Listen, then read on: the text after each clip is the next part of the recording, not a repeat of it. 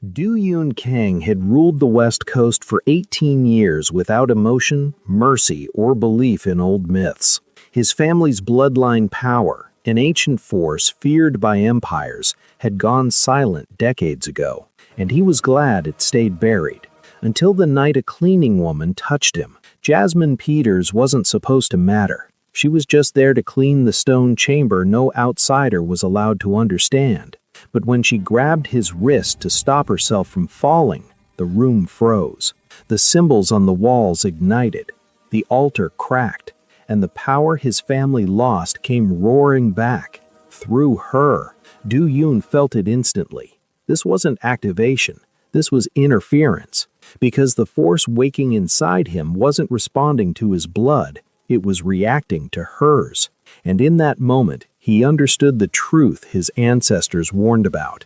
When two legacies collide at equal strength, destiny doesn't choose a winner. It creates a war that can never end.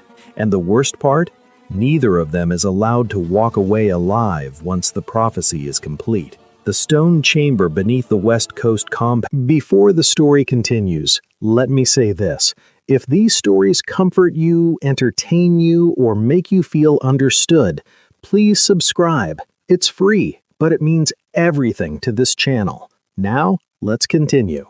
The stone chamber beneath the West Coast compound hadn't been opened in 18 years. Du Yun Kang preferred it that way. Some legacies were better left buried, especially ones that had consumed his grandfather, driven his father to madness, and left their entire bloodline marked by empires that no longer existed. He stood at the entrance now, wheelchair positioned precisely 3 feet from the threshold he'd sworn never to cross again. The new cleaning service had been vetted, background checked, and given explicit instructions.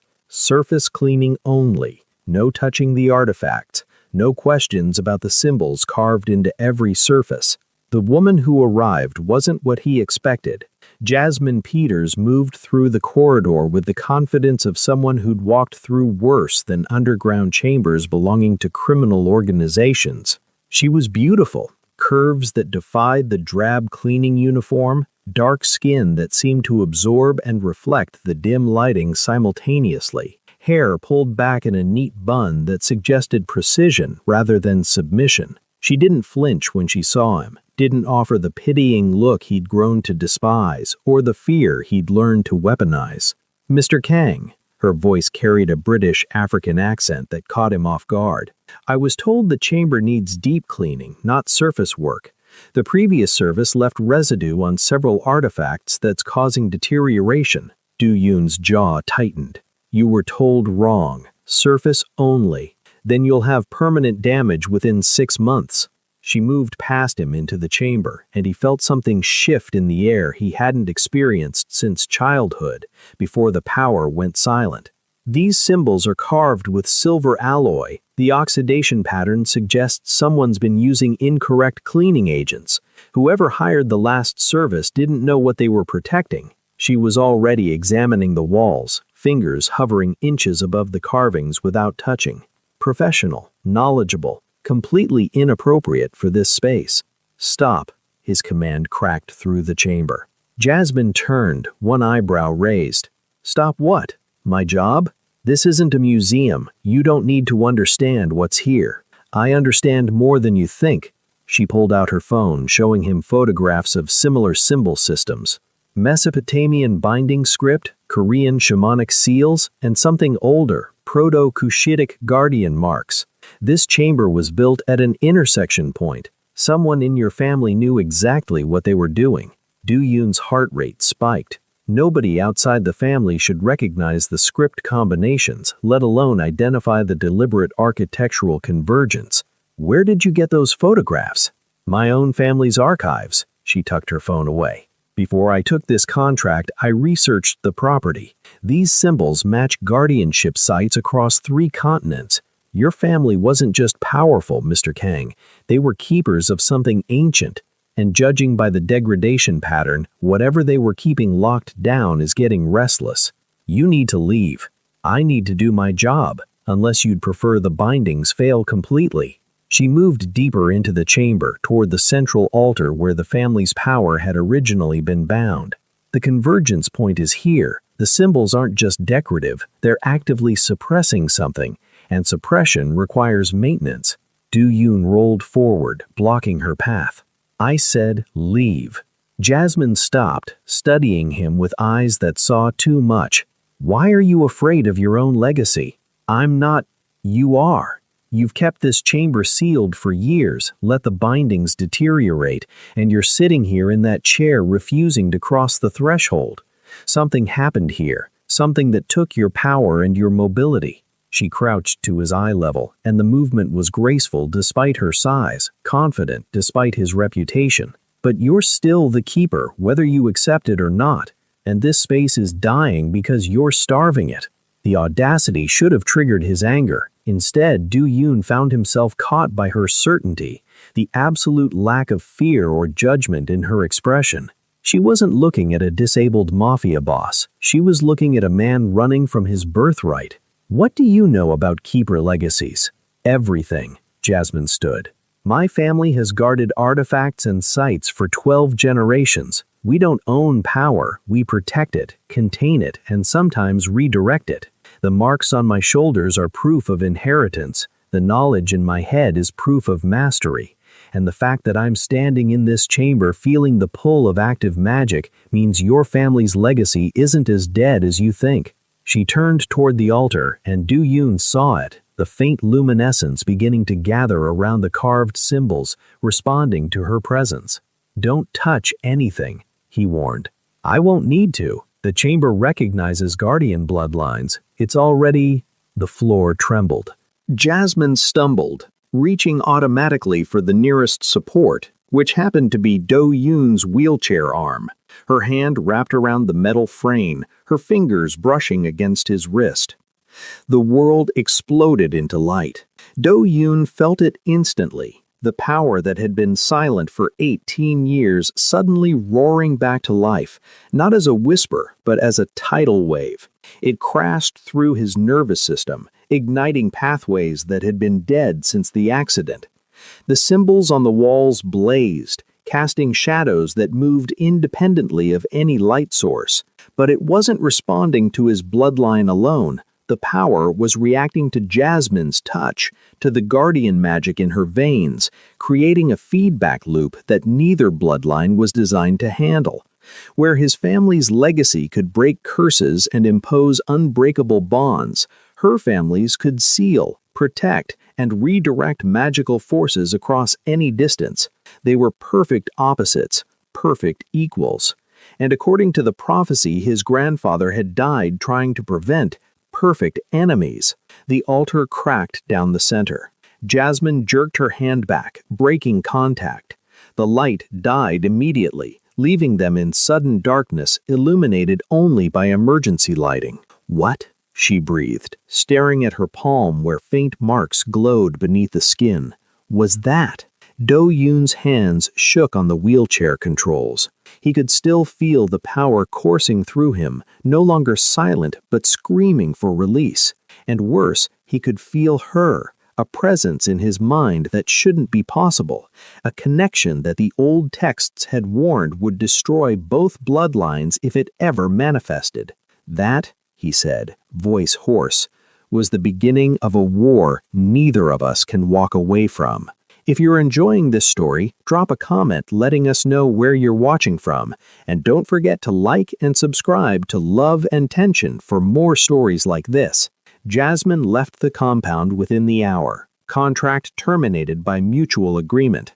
She took her equipment, her knowledge, and the glowing marks that had appeared on her palm, marks that matched the ones now visible on Do-yoon's wrist. 3 weeks later, she stood in her London flat, surrounded by her family's archive, trying to understand what had happened in that chamber. The texts were explicit. When a breaker bloodline and a guardian bloodline made contact at a convergence point with equal strength, they created a binding prophecy.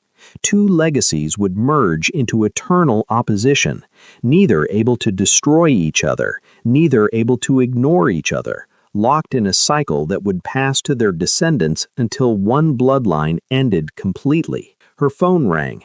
Unknown number. Miss Peters? Jasmine, we need to talk. I've been researching. What happened is irreversible. I know. My family's texts confirm it. A pause. There's a scroll. It was hidden in the chamber, activated when you touched me. According to the translation, it contains the full prophecy and the only method to either complete or nullify the binding. Jasmine's chest tightened. Where is this scroll now?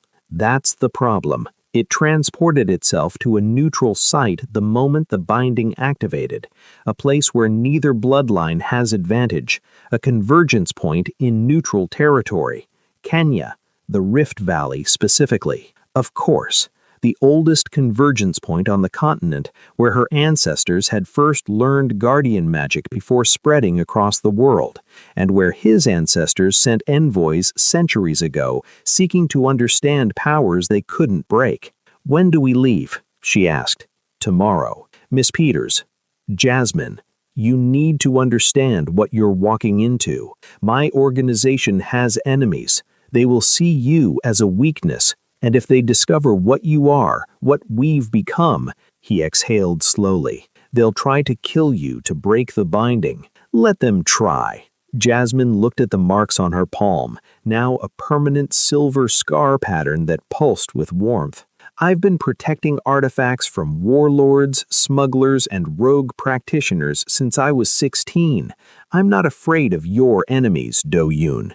The use of his first name created a silence on the line. You should be, because I am.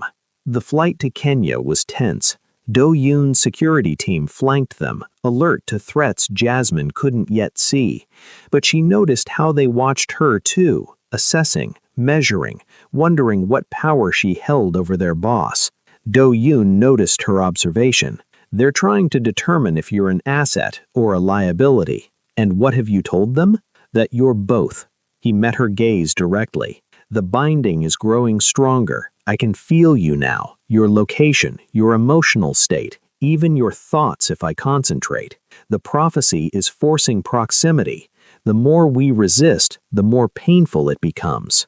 Jasmine had felt it too, a pull toward him that intensified with distance, a need to be near that had nothing to do with attraction and everything to do with magical compulsion. Your texts mentioned a completion clause. What happens if we complete the prophecy instead of fighting it? According to my grandfather's notes, completion requires a convergence ritual at the scroll's location. Both bloodlines would merge fully.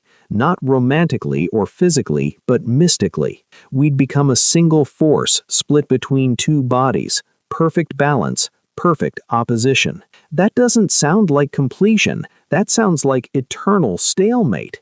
Exactly. Do-Yoon's expression was grim.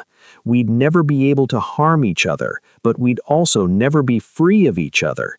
Every descendant of our bloodlines would inherit the same binding. The war would never end. It would just evolve. And the alternative? One of us dies before the ritual completes. The binding breaks, the survivor keeps their power, and the prophecy ends. Jasmine looked out the window at the African landscape passing below. You brought me here knowing one of us has to die. I brought you here because you deserve the choice. His voice softened. Walk away now, Jasmine. Return to London. I'll face the scroll alone and let the prophecy take whatever it wants from me. Your bloodline will be free. And yours? Dies with me. I have no heirs. The Breaker legacy ends. The Guardian legacy continues. A clean resolution. She turned to face him fully. You're offering to sacrifice yourself. I'm offering you freedom. Jasmine studied his face, the hard lines softened by genuine concern, the eyes that had seen too much violence now showing unexpected vulnerability. She'd researched him during the 3 weeks apart, knew about the accident that had killed his father and brother, the internal war that had left him in the wheelchair, the 18 years of ruling through fear because mercy was perceived as weakness. He was dangerous, He was damaged, and he was offering her the one thing most powerful men never offered: a choice with no strings attached. "No," she said simply. "No? I didn't come to Kenya to watch you commit noble suicide. I came to find a third option." She pulled out her tablet, showing him documents she'd compiled. "Your family's texts are incomplete. They focus on the breaker perspective, how to end curses, how to impose bonds. But guardian magic is about balance and redirection. What if the prophecy isn't a curse at all? What if it's a tool?" Do-yoon leaned forward, reading quickly. "You think we can redirect the binding? I think whoever created this prophecy wanted to create a weapon. Two bloodlines locked in eternal conflict would generate enormous magical energy, energy that could be harvested, controlled, or directed towards other purposes. But if we understand the mechanism, we might be able to rewrite the parameters. That would require both bloodlines working in perfect synchronization." "Yes." Jasmine met his gaze steadily. "It would require trust. Can you do that, Do-yoon? Trust someone who's technically your predestined enemy?" He was quiet for a long moment, studying her with an intensity that should have been uncomfortable, but somehow wasn't. "I trusted you the moment you walked into that chamber and understood what you were seeing. Everything since then has just been confirming what I already knew." "Which is what?" "That you're the most dangerous person I've ever met." He smiled slightly, the expression transforming his face. "And that I'd rather fight beside you than against you." The convergence site in the Rift Valley was breathtaking, a natural amphitheater carved by ancient volcanic activity, walls covered in the same symbol combinations that decorated Do-yoon's chamber.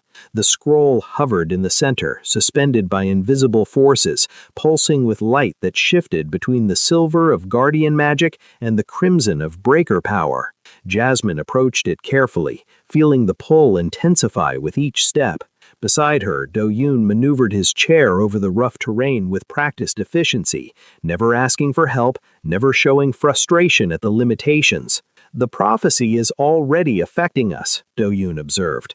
"My guardian instinct is to protect the scroll. My breaker instinct is to shatter it. We're being pushed towards opposing actions." "Then we do neither." Jasmine circled the scroll, examining the magical structure without touching it. "We treat it like any other artifact. Contain it, study it, understand it before we interact with it. That's your professional training talking." "Yes. And your professional training is telling you to assess threats, identify weaknesses, and neutralize efficiently. So let's combine those approaches." She pulled out tools from her pack, specialized instruments designed to measure magical resonance without triggering defensive wards. "I map the guardian seals, you identify the breaker bonds, and we construct a complete picture before either of us touches it." For the next 6 hours, they worked in a synchronization that should have taken months to develop. Jasmine would call out a seal pattern, and Do-yoon would immediately identify the corresponding breaker bond. He'd spot a vulnerability in the curse structure, and she'd suggest guardian reinforcements that could stabilize it. The prophecy, it turned out, was elegantly simple and utterly devastating. "It's designed to create perfect opposition," Do-yoon said, studying their combined notes. "Every time one bloodline gains advantage, the other automatically receives equal power to counter it. The balance is enforced mystically. We literally cannot harm each other beyond superficial damage. But we can harm everyone else," Jasmine added grimly. "The energy generated by our conflict amplifies both our abilities. The longer we fight, the stronger we become, and the more dangerous we are to anyone caught in the crossfire. A weapon designed to destroy everything except itself." "Exactly." She sat back, frustrated. "Whoever created this prophecy wanted two bloodlines locked in eternal escalation. The war wouldn't just pass to our descendants, it would consume civilizations." Do-yoon was quiet, hands steepled beneath his chin in thought. "What if we refuse to fight? The binding compels conflict. We've both felt it, the push towards opposition. Physical conflict, yes, but what about intellectual opposition? Philosophical debate?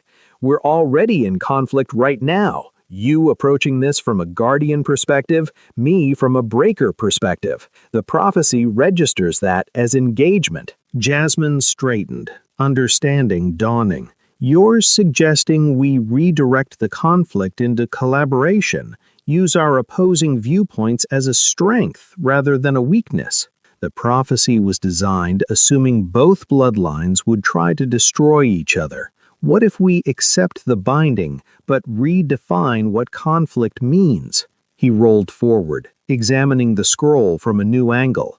Guardian magic and Braver magic are opposites, but opposites can create balance instead of destruction. If we work together, the power generated doesn't have to be weaponized. It could be used for actual protection and actual justice. Jasmine felt excitement building. A guardian who can break curses, a breaker who can seal threats. We'd be unstoppable, Do-Yoon finished, which is why this will make us targets. Every organization that relies on magical imbalance will want us dead. My enemies in the criminal world, your rivals in the artifact trade, governments who fear magic they can't control. So we're choosing a different kind of war. We're choosing the war we can live with. He extended his hand. Partners? Jasmine looked at his hand, at the marks on his wrist that matched the ones on her palm. The moment she took it, they'd commit to a path neither could fully predict. But walking away meant watching him die or dying herself, and she'd discovered over the past weeks that she wasn't willing to accept either outcome. She gripped his hand firmly. Partners. The marks flared, and the scroll reacted immediately. The prophecy recognized their choice, not completion, not destruction, but redefinition. The binding shifted, transforming from a compulsion to fight into a foundation for collaboration. It still couldn't be broken. They were still locked together for life. Their descendants would still inherit the connection. But the war had changed into something neither bloodline had anticipated, an alliance that would terrify everyone else. We'll need rules, Jasmine said as the magical surge settled. Boundaries, a framework for how this partnership functions. Agreed. Your expertise with artifacts and guardian networks, my infrastructure and organization connections. We operate as equals. No hierarchy, no authority imbalance. When we disagree, we debate until we find synthesis or agree to table it. No unilateral action on anything affecting both bloodlines. And our personal lives? Jasmine asked carefully. The binding creates proximity, but it doesn't dictate intimacy. Do-Yoon met her gaze steadily. We're partners, not prisoners. Whatever develops between us beyond the magical binding is our choice, not the prophecy's. Good. She released his hand, feeling the connection remain even without physical contact. Because I don't appreciate destiny making my romantic decisions. Nor do I. He smiled slightly. Though I'd be lying if I said the prophecy was the only reason I'm relieved you're not walking away. Before Jasmine could respond, Do-Yoon's head of security approached, expression tense. Sir, we have movement on the perimeter. Multiple contacts, heavily armed. They knew we'd be here. Do-Yoon's demeanor shifted instantly from thoughtful partner to dangerous operative. How many? At least 20. Military-grade equipment. They're setting up a perimeter. This is an extraction or elimination attempt. Jasmine felt Do-Yoon's tactical mind engage through their connection, a cold calculation that should have frightened her, but instead felt protective. Who knows about the prophecy? She asked. Besides my inner circle, my enemies, my rivals, anyone who's been watching my family's legacy for signs of reactivation. His jaw tightened. They've been waiting 18 years for this moment. The instant the power came back online, they moved. Then we move first. Jasmine stood, pulling equipment from her pack. I can raise guardian wards around the site. It'll slow them down. and I can break whatever mystical protections they're using to mask their approach. Do-yoon's eyes gleamed with the first hint of the power he'd kept buried. They came here expecting to face us separately. Let's show them what perfect opposition actually means. The attack came at sunset, when the convergence site's power was naturally amplified. 20 mercenaries supported by 3 practitioners channeling stolen artifacts, all focused on a single goal: kill the Breaker, capture the Guardian, and claim the prophecy scroll for whoever was funding the operation. They didn't expect resistance. Jasmine's Guardian wards manifested as walls of pure force, deflecting bullets and absorbing magical attacks with equal efficiency. She wove the protections while Do-yoon identified and dismantled the mystical shields protecting their attackers, stripping away every defensive ward with surgical precision. Northwest corner, Do-yoon called out. 3 practitioners channeling binding curses. Break pattern on my mark. Jasmine adjusted her ward structure, creating a temporary gap that allowed Do-yoon's curse-breaking power to lance through. The enemy practitioner's spell shattered, backlash sending them flying. Perimeter holding, but they're adapting. Someone's feeding them real-time countermeasures. Because someone knows both our bloodlines, Do-yoon's jaw darkened. This isn't opportunistic, this is planned. A voice echoed across the amphitheater, amplified by magic. Do-yoon Kong, stand down and the woman walks away unharmed. Do-yoon's hands tightened on his wheelchair grips. That's Park Jin-song. He was my father's lieutenant before the accident. The one who betrayed your family? The one who caused the accident that killed my father and brother. He's been running a rival organization ever since, waiting for our bloodline to die out so he could claim our territories. Do-yoon's voice was cold fury. He can't let the power reactivate. It would tip the balance against him. Jasmine felt the tactical situation crystallizing through their connection. He needs you dead and me contained. If he kills us both, the prophecy fails and the power dissipates. Then we don't give him the satisfaction. Do-yoon's eyes met hers. Trust me? With my life. Good, because I'm about to do something incredibly reckless. He reached for the prophecy scroll. Do-yoon, wait! His hand closed around the parchment and the world detonated into power. The scroll recognized his Breaker bloodline, flooding him with 18 years of accumulated magical potential. But instead of trying to destroy the prophecy, Do-yoon channeled the energy outward, breaking every curse, every binding, every mystical protection within a 100-meter radius, including the one stabilizing the convergence site itself. The ground trembled. Ancient wards carved into the volcanic rock began to fail. Jasmine! Do-yoon threw the scroll toward her. Seal it, now! She copped the scroll reflexively, feeling her guardian magic surge in response. The prophecy wanted completion, wanted both bloodlines to merge fully at this moment of maximum power. But Jasmine understood what Do-yoon had done. By destabilizing the site, he'd created a crisis that required her guardian magic to prevent catastrophic collapse. The prophecy's energy couldn't be used for merging when it was needed for immediate survival. He'd weaponized their opposing natures against the prophecy itself. Jasmine slammed her palms against the ground, pouring every ounce of guardian power into reinforcing the failing wards. The site stabilized inch by inch, the ancient protections responding to her bloodline's command. The backlash from the conflicting energies created a shockwave that sent the mercenaries flying, disabled the practitioners, and carved a crater between the attackers and the convergence site. When the dust settled, Park Jin-song stood at the crater's edge, face twisted with rage. You've doomed us all. The convergence site is unstable. The wards will fail within hours. Then you'd better run, Do-yoon said coldly, because when they fail, everything within 5 kilometers gets pulled into a dimensional rift, including you.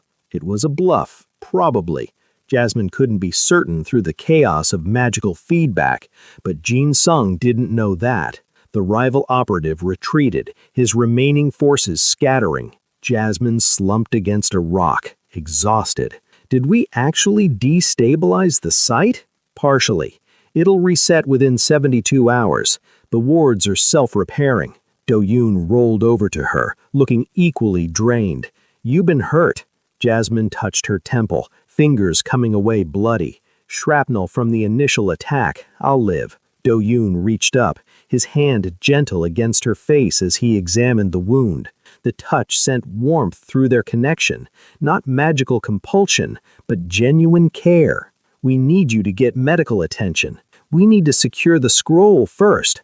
"The scroll is secure." He gestured to where the parchment had settled, now dormant and powerless.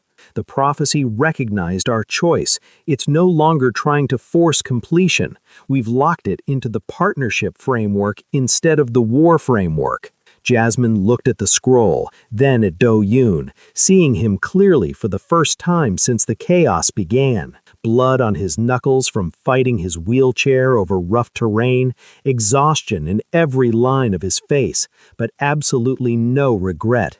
"You risked everything on a gamble that I'd understand your plan," she said quietly. "Not a gamble. Trust." He squeezed her hand gently. "Partners, remember? Partners," she echoed, and realized with startling clarity that somewhere between London and Kenya, between opposition and collaboration, she'd stopped seeing him as the dangerous mafia boss or the predestined enemy. She saw him as Do-yoon, brilliant, reckless, protective Do-yoon, who just destabilized an ancient convergence site to save her life. Drop a comment and let us know what you think will happen next. And if you're loving this story, hit that subscribe button for love and tension. We've got more epic tales coming your way. Recovery took 3 days at a secure location in Nairobi. Do-yoon's organization had contacts everywhere, and Jasmine was beginning to understand the true scope of his network. Not just criminal enterprise, but information brokers, legitimate businesses, and political connections spanning continents. "Your father built an empire," she observed, reviewing documents on the operation's structure. "Your father built a prison." Do-yoon did not look up from his own work, analyzing Jin Song's attack patterns for weaknesses. Every connection is leverage someone else can use against you. Every alliance is a potential betrayal point. Then why maintain it? Because dismantling it would create a power vacuum that would kill thousands in the resulting chaos. I inherited this responsibility the day my father died. Until I find a way to transition it into something less destructive, he shrugged. "I manage it." Jasmine set aside the documents. "What would you do if you could choose freely? If the bloodline legacy, the organization, all of it, didn't exist?" Do-yoon was quiet for a long moment, his hands stilling on the keyboard. "I'd teach. History, probably. Archaeology. Spend my time understanding the past instead of managing the present." He looked at her. "You? I already do what I'd choose. Guardian work is my calling, not just my inheritance. But I'd like to do it without the constant threats, the violence, She gestured around them. War. The prophecy guaranteed we'd always have enemies, but it also gave us the power to face them on equal terms. Do-yoon rolled over to where she sat, positioning his chair at an angle that let him meet her eyes directly. "I've been thinking about what comes next, after Kenya, after we've dealt with Jin Sung. And we build something new, a foundation maybe. Use my infrastructure and your expertise to actually protect artifacts and people, instead of controlling them. Route the organization's resources toward legitimate ends." He hesitated. "It would take years, probably decades, and we'd be targets the entire time. We're already targets. Together, officially, we'd be the biggest target in the magical world. Every practitioner who fears change would come after us." Jasmine considered this, feeling the weight of the choice. "And if we don't work together? If we each go back to our separate lives? The binding won't allow true separation. We'd be drawn back together every time there's a crisis. and the next generation would inherit an unresolved connection, more volatile, less controlled. He met her gaze steadily. I won't condemn children who don't exist yet to a worse situation than ours. So we're doing this for hypothetical descendants? I'm doing this because in 3 weeks, you've become the most important person in my life, and I refuse to waste that on cowardice. The prophecy gave us proximity, but what I feel when I look at you, that's not magic. That's choice. Jasmine's breath caught. Do-yoon, you don't have to respond. I'm not asking for reciprocation. I'm just explaining why I'm willing to fight for this partnership, for whatever future we can build. He started to roll back. Take whatever time you... She caught his chair, stopping his retreat. You brilliant, frustrating man. Did it not occur to you that I might feel the same way? He froze. You... what? I've spent 12 years avoiding attachments because guardian work doesn't allow for personal connections. Too dangerous, too complicated, too many ways it could be used against me. And then you appeared. The one person in the world equally dangerous, equally targeted, equally unable to walk away from their responsibility. You're not a weakness, Do-yoon. You're the only person who makes sense. His hand came up to cup her face, thumb tracing the healing cut on her temple. We're absolutely insane. Completely. She leaned into his touch. But we're insane together, which somehow makes it survivable. The kiss was inevitable. Gentle at first, testing, then deeper as weeks of tension and denial finally broke. The prophecy pulsed through their connection, recognizing the shift from partnership to something more intimate, but it didn't compel or control. This was their choice. When they finally separated, Do-yoon rested his forehead against hers. I need to tell you something about the accident, about why I've been in this chair for 18 years. You don't have to. I do. If we're building something real, you deserve the complete truth. He took a breath. The accident wasn't random. Jin Sung orchestrated it, but I contributed. My father wanted to complete a ritual that would have made our breaker power absolute, capable of shattering any magical protection, breaking any curse, even disrupting the guardian bloodlines permanently. Jasmine pulled back slightly, processing this. He wanted to destroy my family's legacy? He wanted to dominate. I was 22, arrogant, convinced our power made us untouchable. My brother tried to stop him. I didn't listen. Bitterness edged his voice. The ritual required blood sacrifice from the direct line. Jin Sung convinced my father that my brother's hesitation made him weak. So, my father chose him for the sacrifice. Do-yoon. I tried to stop it. Broke into the ritual chamber, tried to dismantle the spell, but I was too late. The backlash killed my father instantly, tore my brother apart, and severed my spinal cord. He met her eyes, unflinching. I destroyed my family, trying to save my brother, and I've spent 18 years wondering if I did the right thing, or just condemned us all. Jasmine understood the weight he'd been carrying. The guilt, the what-ifs, the isolation. You chose mercy over power. That's not weakness. My brother died anyway, but you stopped a ritual that would have waged war against every guardian bloodline on the planet, including mine. Your choice 18 years ago is the reason I'm alive to sit here with you now. How can I see that as anything but the right decision? Do-yoon's eyes glistened. You see good in things I can't forgive myself for. Then I'll keep reminding you until you believe it. She kissed him again, softer this time. A promise rather than passion. We're partners. That means carrying each other's burdens when they get too heavy. I don't want you carrying my... Too bad. Partnership is non-negotiable. She smiled. Besides, you'll have plenty of opportunity to carry mine. Guardian work isn't exactly trauma-free. He laughed, the sound rusty but genuine. Fair point. They sat together in comfortable silence, processing the enormity of what they'd admitted. The prophecy hummed contentedly through their connection, no longer forcing conflict, simply facilitating the collaboration they'd chosen. What happens now? Jasmine asked. Now we deal with Jin Sung permanently. He won't stop coming after us.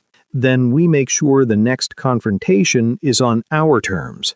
The final confrontation took place 6 weeks later at the original convergence site, Do-yoon's family compound in California. The stone chamber had been fully restored, Jasmine's expertise combined with Do-yoon's resources, creating a space that amplified both bloodline powers equally.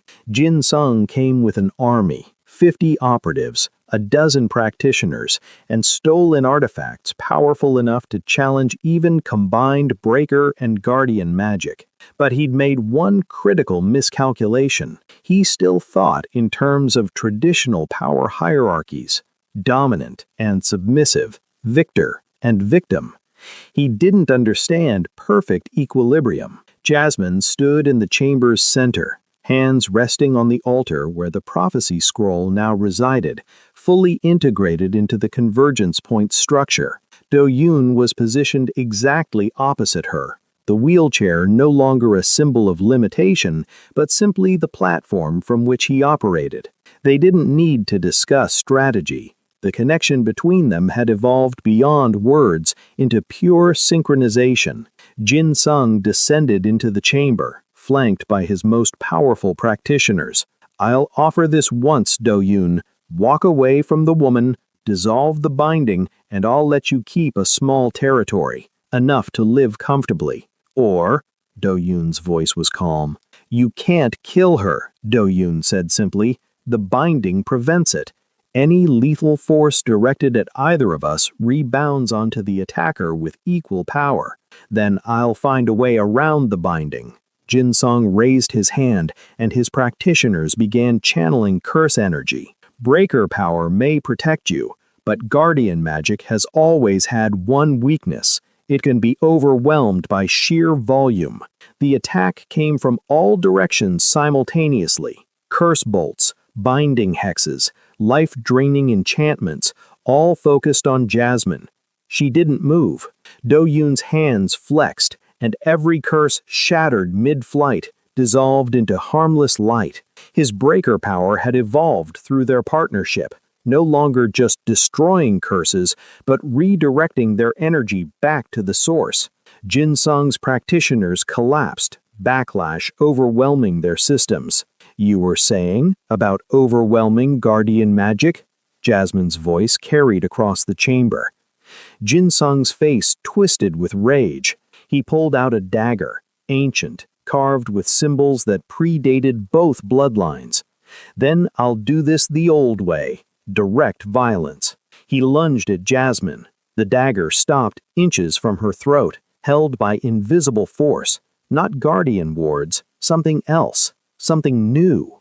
The prophecy scroll blazed to life, and Jasmine understood what was happening. The binding had evolved. Where it had once been designed to create eternal conflict, their partnership had transformed it into eternal protection. Jin Sung couldn't hurt her, and through their connection, Do-yoon couldn't be harmed either.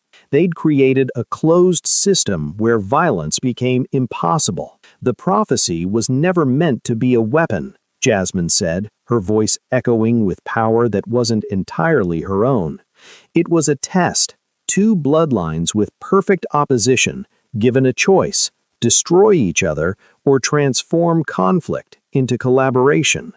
Do-yoon picked up the explanation seamlessly. "You assumed we'd follow the pattern of every generation before us: fight, kill, pass the war to our descendants. But we chose differently." The dagger in Jin Sung's hand crumbled to dust. The chamber's walls lit with symbols that combined Breaker and Guardian script, a new language neither bloodline had written alone. "The binding is complete," Jasmine and Do-yoon said in unison, their voices overlapping. "Not through domination, through balance." Jin Sung stumbled backward, understanding dawning. "You've made yourselves immune to violence. You're untouchable. Only to those who approach with intent to harm," Do-yoon corrected. "The prophecy recognizes threat versus challenge. You came here to kill. That's no longer possible. But others will come, other enemies, other attempts. Let them. Jasmine's smile was sharp. Every attack will strengthen the binding. Every threat will reinforce the balance. You've created the very thing you feared most, Jinsong, an unbreakable alliance between bloodlines you wanted destroyed. Jinsong's remaining operatives had already begun retreating, recognizing a battle they couldn't win. Their leader stood alone in the chamber, facing two people who had transformed destiny itself. I could still destroy your organization, dismantle everything your father built. Please do, Do-yoon said calmly. I've been looking for an excuse to completely restructure anyway. You'd be doing me a favor. The defeat in Jinsung's eyes was absolute. He'd come expecting war and found something he couldn't comprehend. Cooperation so perfect it had rewritten magical law itself. He left without another word, and Jasmine knew instinctively he'd never return. The threat he represented had dissolved the moment they'd proven the binding couldn't be broken through violence. When the chamber was empty except for the two of them, Do-yoon rolled over to Jasmine's position. That was satisfying. Terrifying, but yes. She sat on the altar's edge, suddenly exhausted.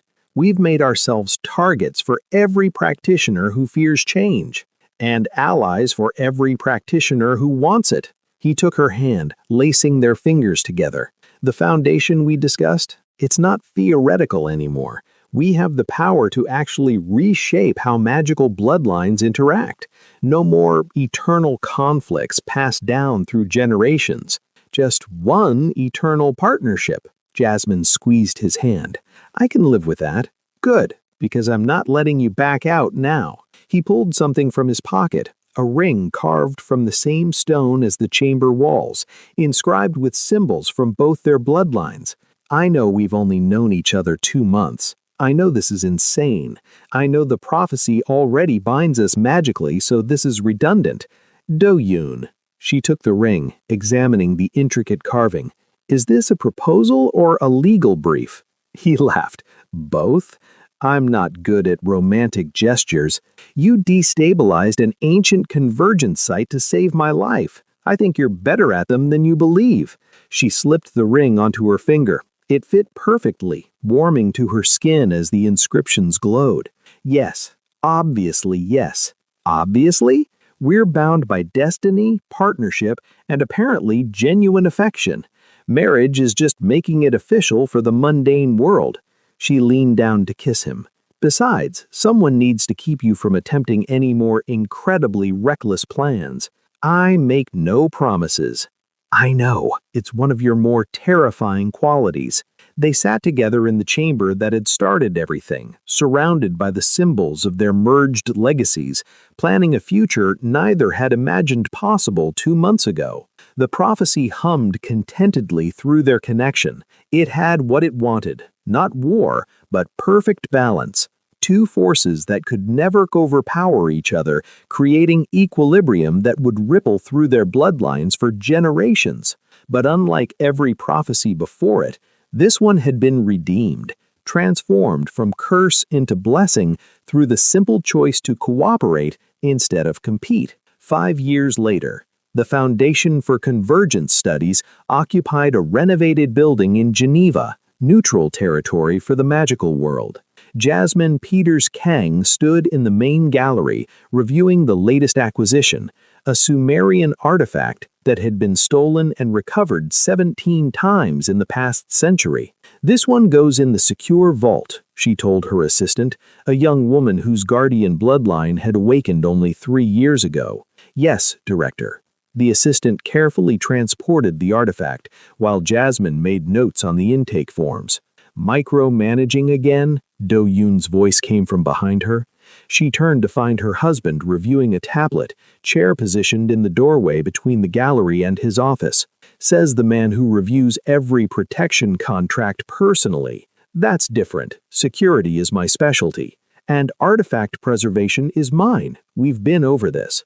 He smiled, the expression coming easier now than it had 5 years ago. The foundation gave him purpose beyond managing his family's criminal empire, which he'd systematically dismantled and redirected into legitimate enterprises. Some of his father's former associates had resisted. Most had found themselves facing breaker magic they couldn't defend against and guardian wards they couldn't penetrate. The ones who adapted thrived. The ones who didn't found other employment. "We have a situation," Do-yoon said, setting aside the tablet. "Two practitioners requesting admission to the training program. Guardian bloodline from Ethiopia, Breaker bloodline from Korea." Jasmine felt a familiar pull through their connection, the prophecy recognizing potential. Related bloodlines? Distantly, seventh generation removed from ours. He met her eyes. They're engaged, planning to marry, came here specifically because they'd heard about what we built. 5 years ago, that would have been impossible. Breaker and Guardian bloodlines didn't cooperate, let alone marry. But their foundation had changed the narrative, proven that opposition could become collaboration with the right framework. "Accept them both," Jasmine decided. "Schedule an interview for next week. I want to meet them personally." "Already done. I figured you'd say that." She crossed to him, perching on the arm of his chair. "We're influencing how entire bloodlines interact now. That's terrifying, inspiring, inevitable." He wrapped an arm around her waist. "Yes, all of the above. Yes."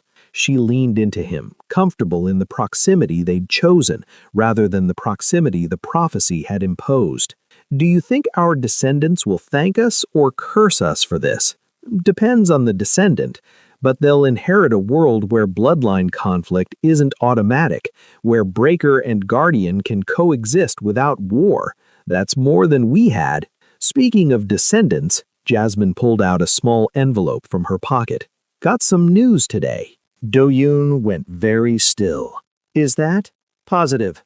About 8 weeks along." She watched his face carefully. "I know we discussed waiting another year." He pulled her fully into his lap, chair stabilizers compensating automatically for the shift in weight. His hands cradled her face, eyes bright with emotion he no longer tried to hide. "This is the best news you could possibly give me. You're not worried? About the binding? The prophecy? What they might inherit? They'll inherit power, yes, but also partnership, balance, and parents who will teach them that opposing forces don't have to be opposing people." He kissed her gently. "We'll figure it out, like we figure everything out. Together. Always together." The foundation's doors opened, admitting a group of students, various bloodlines, all learning to work across traditional boundaries. Guardian protecting Breaker, Breaker defending Guardian, cooperation replacing conflict one generation at a time.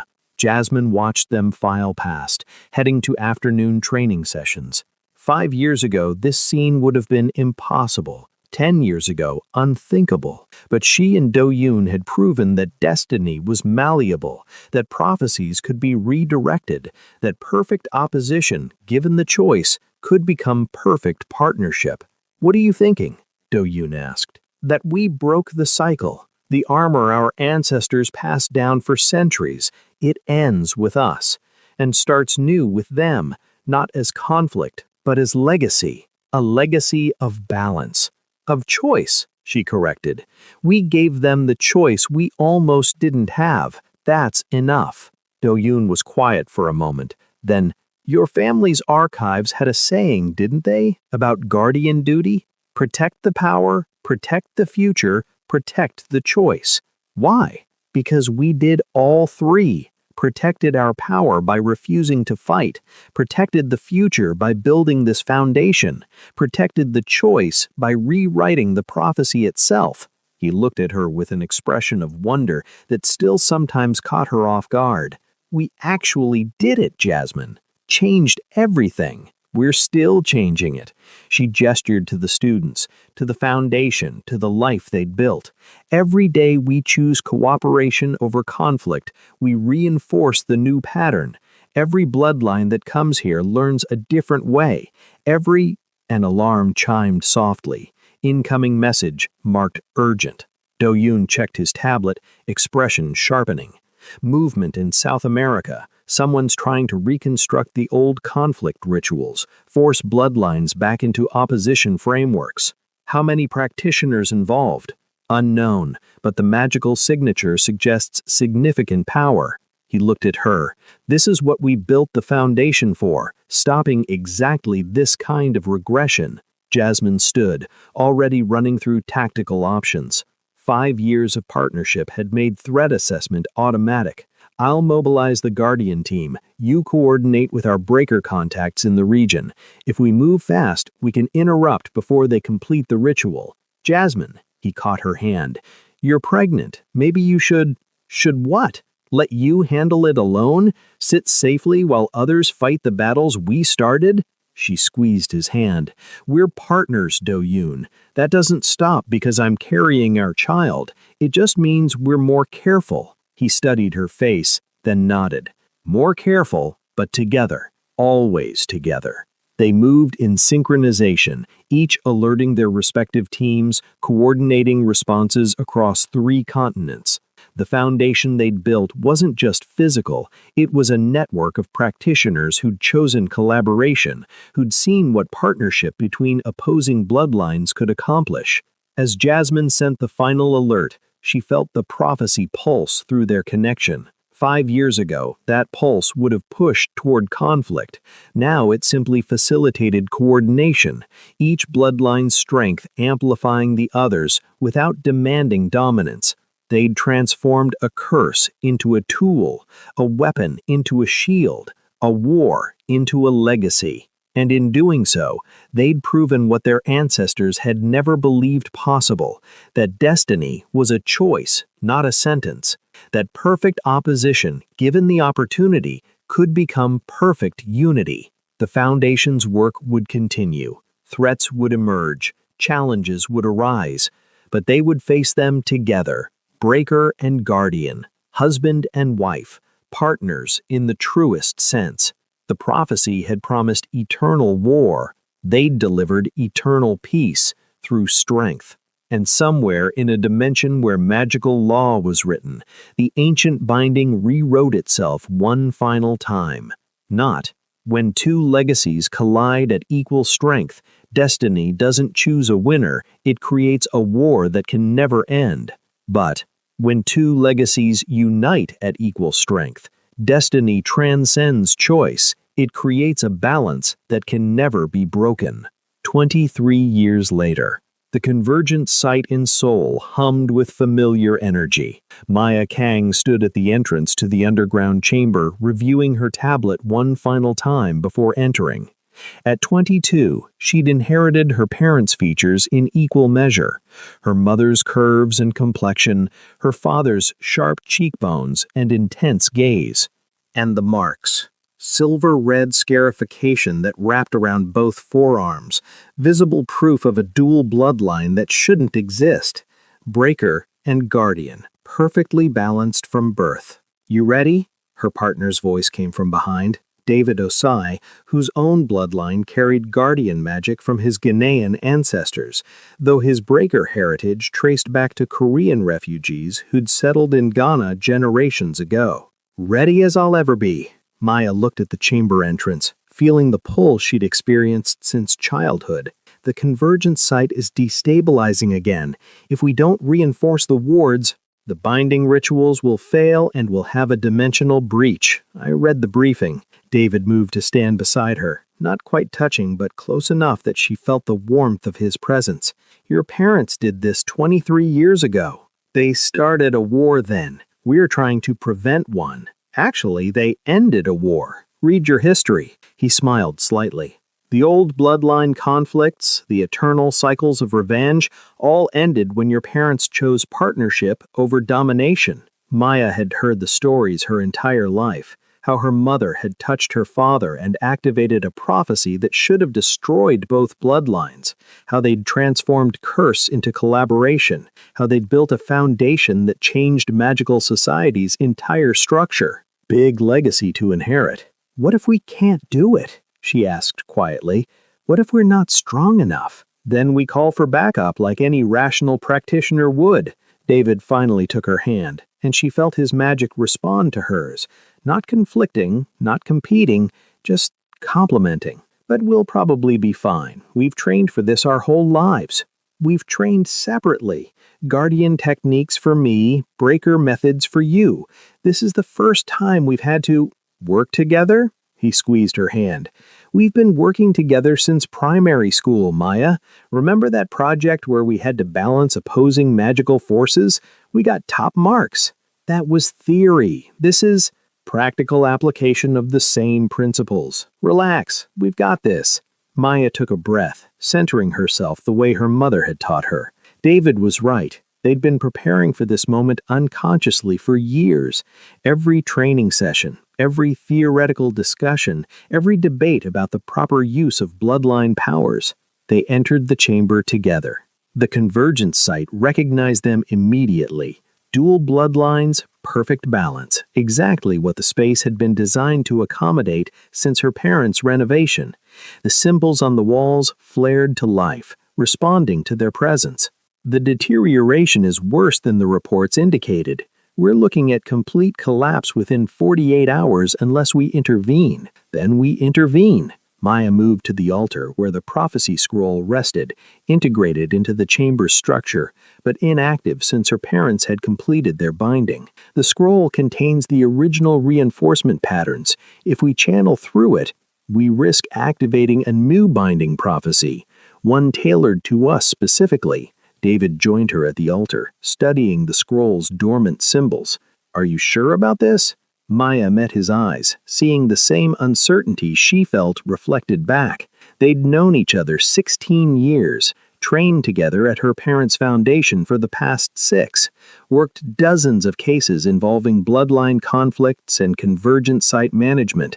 But this, combining their powers at a prophetic nexus point, this was different. The alternative is letting the site collapse and creating a dimensional breach that could kill thousands. My parents made their choice 23 years ago. Now we make ours. David nodded slowly. Partners? Partners. They placed their hands on the scroll simultaneously, and the world ignited. The prophecy woke with a roar, recognizing dual bloodlines at a convergence point, sensing the same pattern that had activated 23 years ago. But this time, the response was different. No compulsion toward conflict, no push toward domination, just a question whispered through their combined consciousness. Will you continue the balance or forge something new? Maya felt her mother's guardian magic flowing through her veins, stabilizing and protecting. She felt her father's breaker power analyzing and adjusting. But more than that, she felt David's presence, his own dual heritage creating harmonies she'd never experienced alone. The old prophecy ended with my parents. We don't need another binding. We need reinforcement of what already exists. David's magic surged through their connection, breaking the decaying portions of the wards while Maya's guardian power immediately rebuilt them stronger. Back and forth, destruction and creation, perfectly synchronized. The chamber stabilized. The prophecy scroll pulsed once, then settled back into dormancy. Not because they'd activated a binding, but because they'd proven one wasn't necessary. They'd inherited balance. They didn't need to create it. When the magic finally settled, they stood at the altar, hands still linked, breathing hard from the exertion. That, David said, was intense. That was necessary. Maya looked at their linked hands, seeing faint marks beginning to form. Not the binding scars her parents carried, but something simpler. Partnership marks. The kind that appear when practitioners choose to work together long-term, by mutual agreement rather than magical compulsion. Are you seeing what I'm seeing? David asked, examining his own palm where similar marks were appearing. Partnership bonds, like my parents have, but Maya studied the patterns. Ours are different, chosen, not imposed. Because we learned from their example, he smiled. We got to choose from the beginning what they had to fight for. Maya thought about her parents, the foundation they'd built, the legacy they'd created, the balance they'd proven possible. Her entire life had been shaped by their decision to transform opposition into collaboration, and now she had the chance to do the same, on her own terms. "The chamber is stable," she said, checking the ward integrity. "We should report back to Maya." David hadn't released her hand. "Before we go back, before we file the reports and return to normal operations, I need to say something." She turned to face him fully, seeing nervousness in his expression that was completely unlike his usual confidence. "We've known each other 16 years, worked together 6, and every single day I've been more certain that I don't want to do this with anyone else. The work, the legacy, the future. I want to build it with you, not because of bloodlines or prophecies or magical compatibility." He took a breath. "Because I love you. And I'm hoping you might feel the same." Maya's heart raced. She'd known, of course, had felt the pull between them that had nothing to do with magic and everything to do with genuine connection. But hearing him say it, choosing to voice it rather than letting proximity or destiny make the decision, "Yes, I do. Feel the same. Love you. Want the future with you." She laughed softly. "And apparently I'm terrible at romantic declarations." "Good. Because I was worried I'd be the only one stumbling through this." He pulled her closer, and the partnership marks on their palms glowed warmly. "So we're doing this? Building something together?" "We've been building something together since we were 6, and you helped me smuggle that injured bird into your dormitory." She kissed him, feeling the rightness of the choice. "This is just making it official. Like your parents did?" "Better than my parents did," Maya corrected. "They had to fight destiny for their partnership. We get to choose it freely from the start." They left the chamber hand in hand, partnership marks visible for anyone who knew what to look for. The convergent site was stable, the wards were reinforced, and 2 more practitioners had chosen balance over conflict. Above ground in the Foundation's sole office, Doyun Kong reviewed the status report on his tablet, then showed it to his wife. "They did it," Jasmine said, reading the data. "Stabilized the site without activating a new binding. They learned from our example, chose partnership before destiny could impose it." Doyun closed the tablet, looking at his wife of 23 years. "We changed the pattern. We started changing it. They're continuing." Jasmine moved to the window overlooking the city. "How many other bloodlines are out there choosing collaboration because we proved it was possible?" Last count, 47 confirmed partnerships between traditionally opposing bloodlines, 23 Foundation facilities worldwide, over 200 practitioners trained in convergence management. He joined her at the window. "The war ended, Jasmine. Really ended. Not just paused, transformed." She leaned against him, comfortable in the touch that had evolved from magical compulsion to genuine affection to bone-deep partnership over 2 decades. "Our daughter just chose the same path, with better information and preparation than we had." He wrapped an arm around her. "That's what legacy should be, each generation building on the last instead of repeating their mistakes. You think she'll thank us? Eventually. After she's finished being annoyed that we documented everything for training purposes." He smiled. "She sent a message, by the way, said she and David are heading back to Geneva for debrief. And they wanted us to know they're filing partnership registration papers, official team formation." His smile widened. "She's doing it the proper way, with paperwork and procedures, instead of our method of activate ancient prophecy first, figure out logistics later." Jasmine laughed. "Our method worked. Our method terrified everyone, including ourselves." He kissed her temple. "But yes, it worked. And now our daughter gets to build on our foundation instead of fighting the same battles." They stood together, watching the city lights come on as evening approached, thinking about bloodlines and prophecies and the choices that defined them. 23 years ago, they'd grabbed each other in a moment of crisis and accidentally activated a binding that should have destroyed both their families. Instead, they'd transformed it into the foundation of a new magical paradigm. Now their daughter was following in their footsteps, not because prophecy demanded it, but because they'd shown her a better way.